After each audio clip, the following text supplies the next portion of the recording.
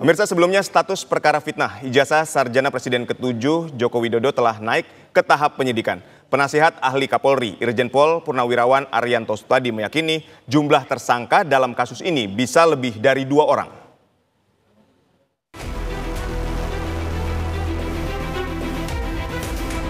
Kasus pencemaran nama baik dan fitnah ijazah palsu sarjana Universitas Gadjah Mada Presiden ke-7 Joko Widodo memasuki babak baru. Polda Metro Jaya menaikkan status dari penyelidikan ke penyidikan karena telah ditemukan unsur pidana. Perkaranya ditingkatkan ke tahap penyidikan. Itu untuk laporan polisi yang pertama. Dalam peristiwa yang dugaan pencemaran nama baik. Jadi ada 2 peristiwa besar. Yang pertama pencemaran nama baik itu ada pelapornya, itu naik penyidikan. Kelompok kedua penghasutan dan undang-undang ITE.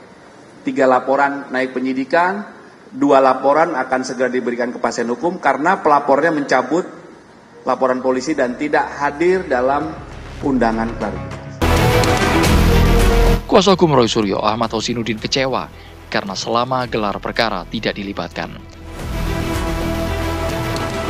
Gelar perkara dulu di mana para pihak yang berkaitan dengan proses itu dilibatkan ya dalam proses yang kemudian hasilnya ditingkatkan menjadi penyidikan. Artinya harusnya klien kami yang memang sudah menjadi terlapor di laporan Polda Metro Jaya ini dilibatkan, setidaknya kuasa hukum dilibatkan untuk dijelaskan kepada penyidik tentang tahapan, proses dan prosedur termasuk substansi kenapa ditingkatkan dari penyelidikan menjadi penyidikan. Peristiwa pidana apa sih yang kemudian ditemukan unsur-unsurnya terpenuhi oleh penyidik di Polda Metro Jaya. Penasihat ahli Kapolri Irjen Pol Purnawirawan Arianto Sutadi meyakini jumlah tersangka dalam kasus ini bisa lebih dari 2 orang. Lebih daripada 2 atau 3 orang kalau menurut saya. Kurang lebih ada 4-5 mungkin kalau saya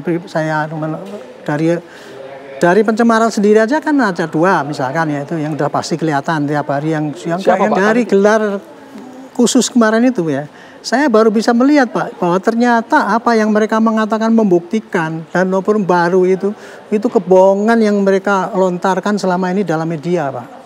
Karena ternyata mereka mengatakan membuktikan bahwa itu 11 triliun palsu itu ya. Dia membuktikannya kan cuma melihat dari kopian, upload, kemudian di print dan itu dibandingkan. Itu sudah suatu teknik pembuktian yang jelas-jelas nggak bisa diakui, Pak. Kini publik menanti akhir dari polemik lembaran ijazah Jokowi yang menyedot perhatian serta memantik reaksi pro dan kontra. Tim TV One mengabarkan.